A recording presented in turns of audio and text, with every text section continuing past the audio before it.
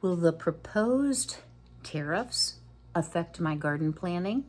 It's an interesting discussion. I hope you'll stay tuned to find out. Well, good morning, YouTube friends and family. It is a chilly morning here in Ohio.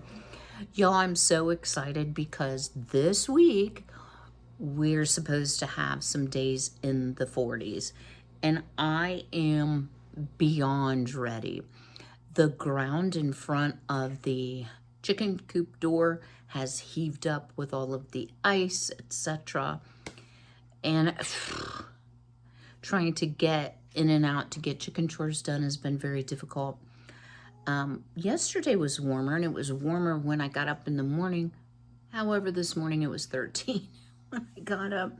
And of course, the chicken's water was completely frozen. So I have their fresh water made up. It's still completely dark outside. I'll get it back out to them shortly. I hate to take it out too early because even though I have a heater disc, it won't, when it's in the teens or below, it does not keep the water from freezing, especially when they drink it down quite a ways. And my chickens love their fresh water, so I've been dealing with frozen water every single day. So I was like, okay, well, let me get past this 13 degrees. Let me look at the extended forecast. So I go to the Weather Channel app on my phone. Well, we're under a weather advisory for tonight with 35 to 45 mile an hour winds. Y'all, I've never minded winter like I have this year. I don't know if it's my age. I think it's my age. I get very stiff, have more arthritis symptoms when it's cold out, and it just makes everything 10 times harder.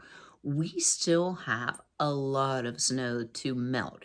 Now, by the end of the week, I'm hoping that it will have melted, but I still have some real depth everywhere. And I'm sure the piles where it's been shoveled will be there for even longer. Excuse me, guys, got to pull up my britches. You know, I swear, stretch pants or stretch jeans are so nice, but if you don't have a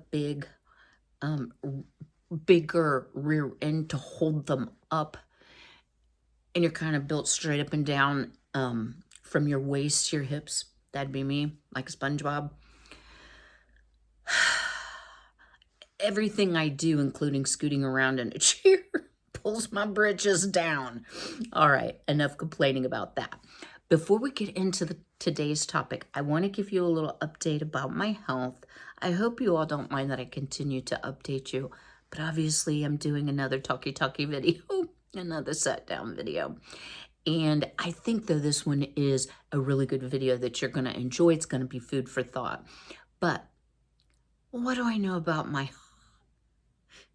heart test that I had, the Holter monitor, which is a 48-hour EKG. Oh, I have a new story for you, so I hope you'll stay tuned. First and foremost, I do want to thank everyone for their expressions of sympathy for my mother-in-law. Everything went very, very well. It was really hard, surprisingly hard on Ben's dad. And so it just, kind of made my heart hurt for him. And I know exactly what I felt like when I realized I had lost both parents. And so it was very upsetting to my son, who's very tenderhearted, but don't tell him I told you so. But we all made it through. And I'm very glad for that.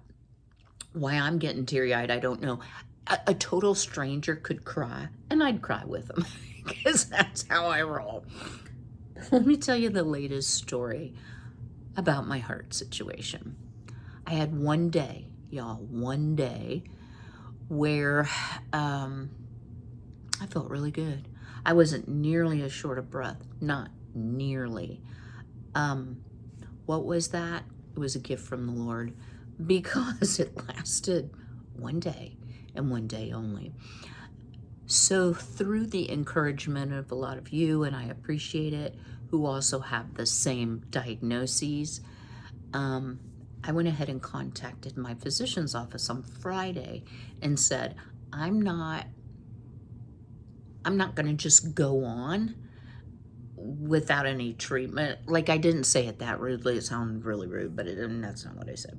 You know, I'm not better, and we still don't have a very critical piece that they need in order to decide, okay, well, here's what we need to do next, and that has to do with a long look of my heart rhythm. So I said, I'm also not okay with them saying, well, it might take a couple weeks to get the results. That's not true. And I know that. It is not my first rodeo. So my doc's medical assistant, y'all, let me tell you, I take her little treats and stuff every visit. Now, not that you have to do that, but I want her to know how much I appreciate her, because she does go the extra mile for me. And it might be partly because I take her some things, but at any rate, I don't think so. We just kind of hit it off. And I'm nice to everybody. I try to be real nice, unless you make me mad.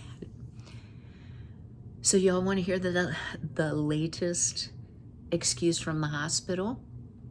You're not going to believe this. They don't have a physician that can read it. Wait, what? So it's going to print. Okay, first of all, let me say, there's probably some computerized AI type thing that's going to say, okay, in 48 hours, she had 872 PVCs and went into AFib for 5 minutes or whatsoever. I mean, I'm just making up words here. And a physician needs to correlate everything that the computer program says about what was measured and come up with a diagnosis, if that's appropriate. And it has to be a physician. Only a physician can diagnose things like that. So anyway, they're trying to make me believe. I don't believe it. I think, yeah. They're trying to make me believe that I had an echocardiogram and a cardiologist read the results the same day. By 3 that afternoon, I had the results. But they don't have anybody that can read an EKG. Y'all, not that a nurse would be qualified. I can read an EKG. That's what got me going to the doctor. You know, the Apple Watches, they have an ECG feature, and it's surprisingly accurate. And I could see right away, oh my gosh, I'm having PVCs or premature ventricular contractions, an arrhythmia. I need to get that checked out. And I could tell what I didn't have. I didn't have signs of a heart attack, which will show in your EKG, and I didn't have signs of problems with the top part of my heart. So I don't believe them. I think they lost it, erased it. They think they can put it off. They don't know me very well. So today I am going to call, which they probably won't answer my message, but I am going to call the cardiac outpatient testing department where I had the tests and leave a message, and I want somebody to call me back and explain this to me. If they don't respond, I will just keep going up the ladder, because if they truly do not have a qualified physician to interpret a test that they're doing, they have no business doing that test. So I don't believe that's really the case. Now, it may be one of those things, it could be, that the physicians hate doing because it takes a while to do. I don't think so. That's extremely unprofessional, and I don't believe that's the case. And the hospital I had it done at is part of a chain of hospitals, the mothership of which I will go to from now on. That's where I went to nursing school. So I know they can do better. All right, guys, enough about that. Let's get back to the garden talk. What do you say?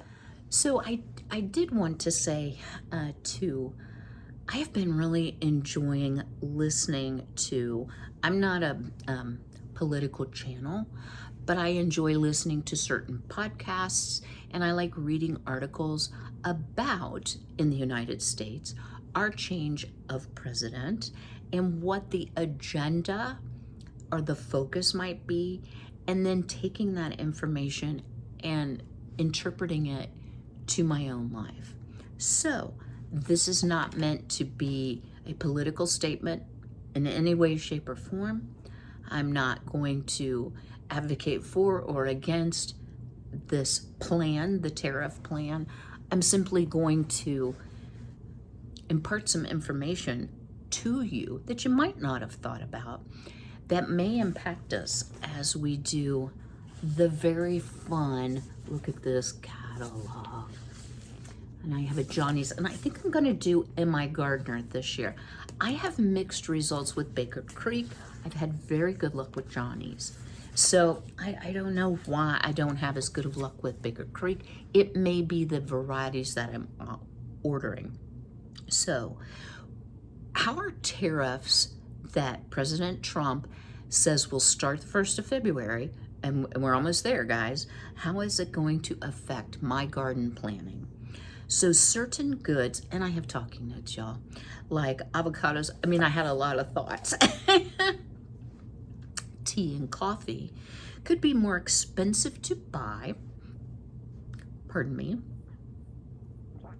Hiccups don't seem to be in short supply, or just harder to find. So a lot of folks may think that the tariff or the tax on these goods that are coming from Canada, China, and Mexico, those are the 3 countries that tariffs will be imposed upon, will be paid by those countries. But that's not the case. It's not paid by the exporter. It's paid by the importer, which is the US. So what does that mean? Well, they're gonna pay more.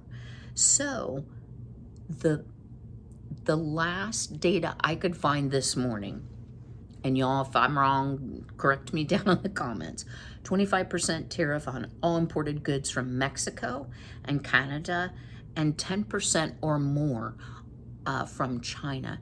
Now, I had seen old articles that said it was going to be a 60%, but I looked at several what I thought were reputable sources, and 10% is what I'm seeing. So the president is saying that he will hold these tariffs in place until these neighboring nations, well, China isn't really a neighboring nation, but especially Canada and Mexico, until they curb the flow of illegal immigrants and drugs. So we are going to pay more for everything, and they are going to pay the same. I'm sorry, not pay the same. They are going to earn the same. Now, what does happen when goods become more expensive is scarcity. Importers aren't willing to pay the price. Consumers aren't willing to pay the price. So ultimately, yes, I can see that the exporter can be hurt by these tariffs. But y'all saying we've got to stop illegal immigration and drugs. If it were that easy, I think it would have been done by now, and having the American people ultimately paying more. In my opinion, y'all, and again, I'm not being political. I'm not going to tell you how I voted or which party I support. I think it's silly. I don't think it's going to work, okay?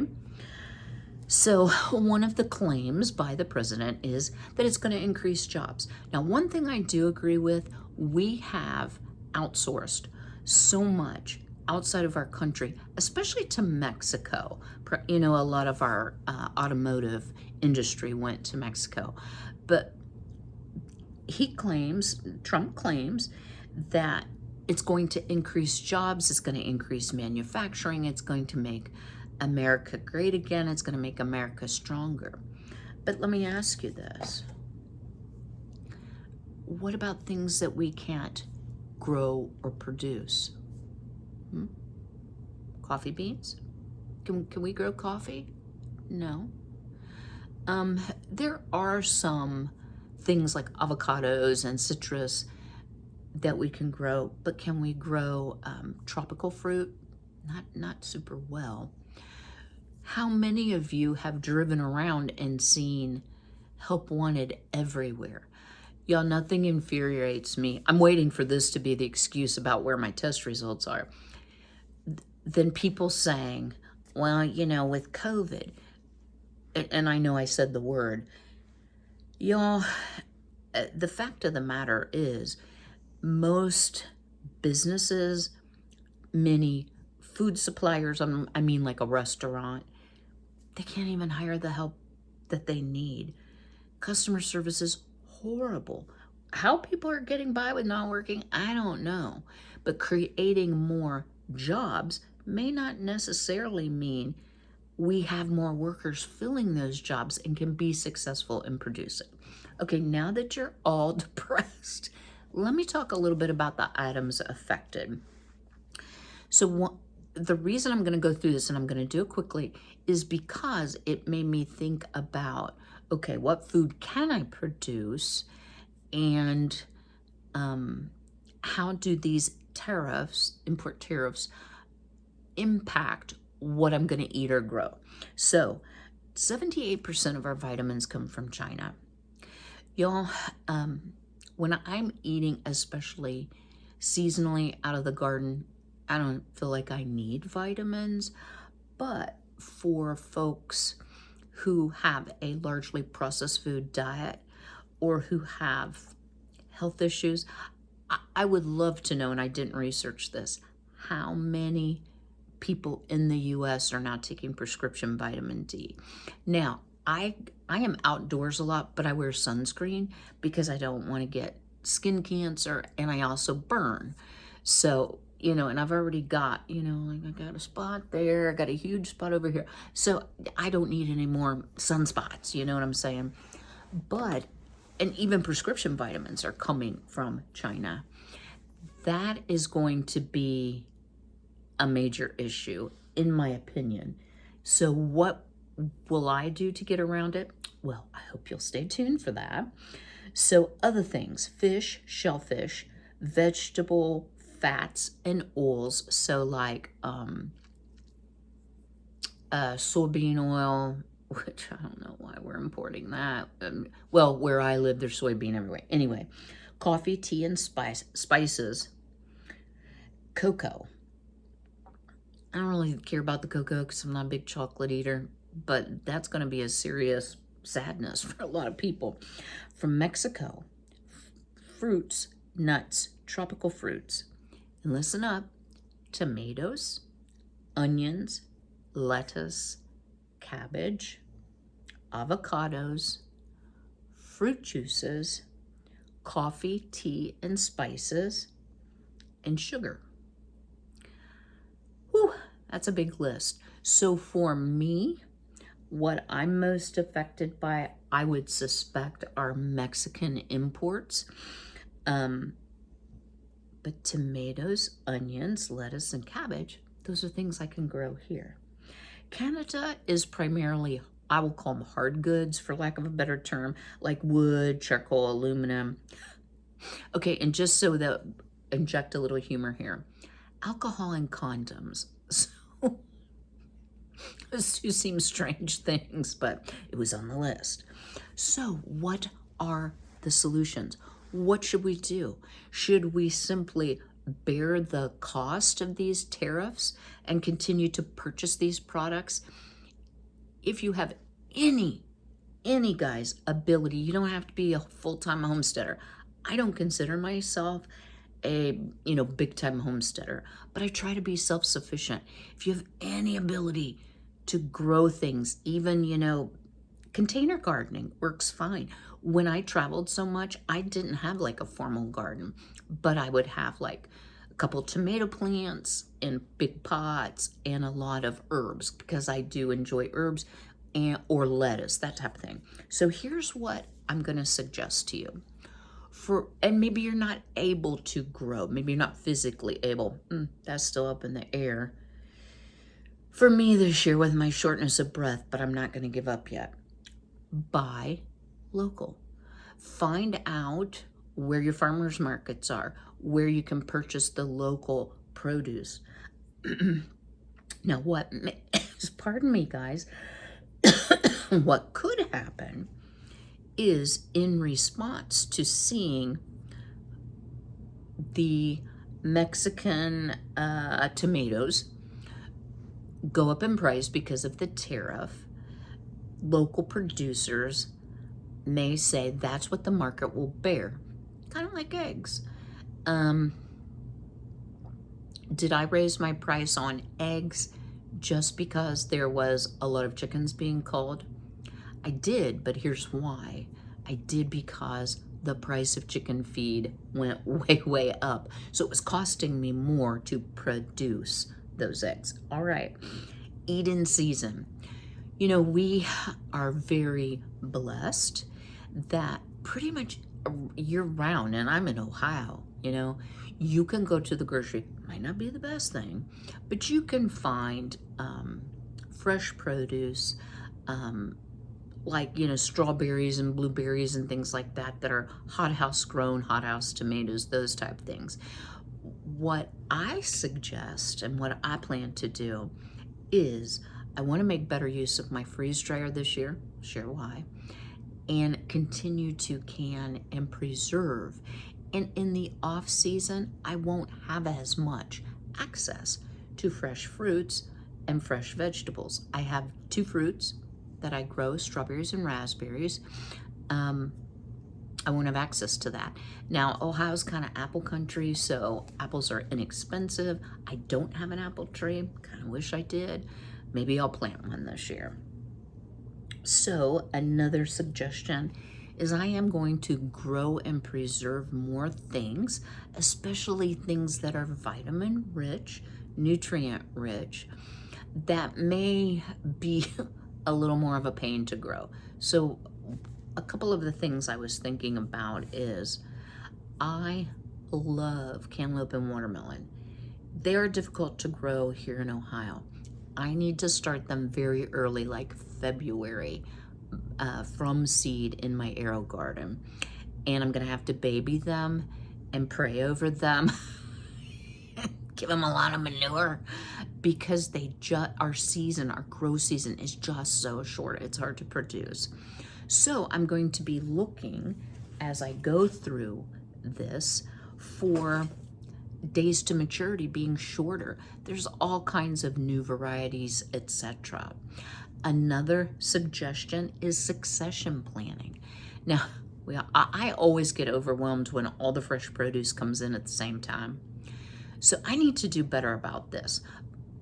I'm primarily feeding myself. I do share with neighbors and friends and such, but plant 2 small rows of lettuce, eat it, you know, a week later, 2 small rows of lettuce, so that I'm constantly having new crop of things, because I don't preserve lettuce, of things that I want to eat fresh. So that is also helpful. Yo, I'm getting old. I'm really getting old. It's also helpful so I'm not so overloaded all at once with everything coming in at the same time. So even green beans, I may be doing some of that type of planting and coming back to. Don't know if I'm gonna do green beans this year or not. I think I still have quite a bit left from last year, but I do want to do some carrots. Am I gonna have a fall garden? I don't know that, but that's another option.